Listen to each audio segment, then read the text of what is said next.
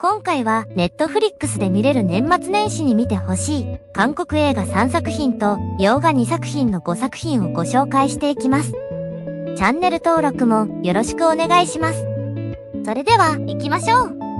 まず最初に紹介する作品は2013年の韓国映画無実の罪で刑務所に送られた知的障害の父と幼い娘の絆を描いた感動の7番坊の奇跡です。この作品は韓国のアカデミー賞にあたる2013年の大金賞で4部門を受賞。韓国映画で観客動員歴代3位の記録を樹立した大ヒット作、公開当時。主演の父役をリュスンリョンが演じ、主演男優賞を受賞。成人した娘役をパクシネ、幼少期をソウォンが演じた。あらすじ。知的年齢が6歳程度のヨングルスンリョンは、しっかり者の6歳の娘エスンカルソウォンの溺愛し、懸命に働いて生活を支えていたが、道に倒れている少女と2人でいるところを目撃され、殺人罪で逮捕されてしまう。無実を主張する術を知らないために、刑事らに一方的に供述書を制作され、刑務所の雑居房、7番坊に収監される。冤罪で刑務所の雑居房に収監された知的障害のある男とその一人娘の愛の物語。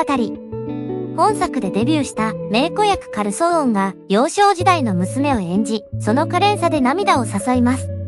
あまりにも厳しい現実をユーモアと優しさと愛情で包み込む物語です。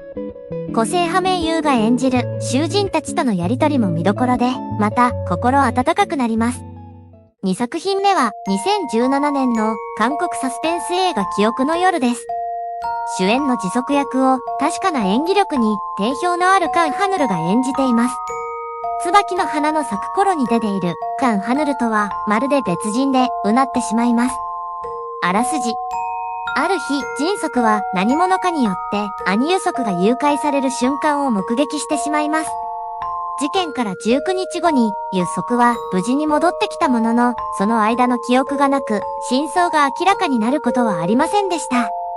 ユソクの無事に、家族が胸をなで下ろす中、一人彼に異変を感じ始めた、迅速を待ち受けていたのは、衝撃の結末だった。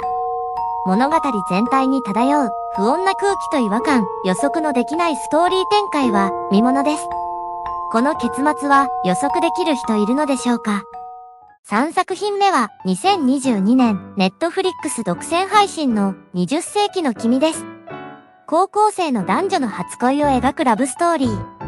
大人になった女性があるビデオテープが届いたことをきっかけに親友の恋のキューピッド役をしていた17歳の頃を思い出す。あらすじ。2019年の冬、ボラハン・ヒジュのもとに一本のビデオテープが届き、彼女の頭には高校時代の記憶が蘇る。1999年、17歳だったボラキム・ユジョンの親友ヨンドのユンソは心臓の手術を受けるために海外へ。その間、ヨンドの初恋の相手ヒョンジンパク・ジョンウを観察し、彼の様子を報告することになったボラは、ヒョンジンの親友であるウノピョンウソクから情報を得ようとする。勘違いが勘違いを生んでいくラブストーリーですが、高校時代の初恋の初々しさが美しく描かれ、見終わると甘酸っぱい切ない気持ちが残ります。そして、ソンジュ背負って走れでブレイクした今をときめくピョンウソクの魅力が詰まった作品です。4作品目は2023年ネットフリックス独占配信のジュリア・ロバーツ主演終わらない週末です。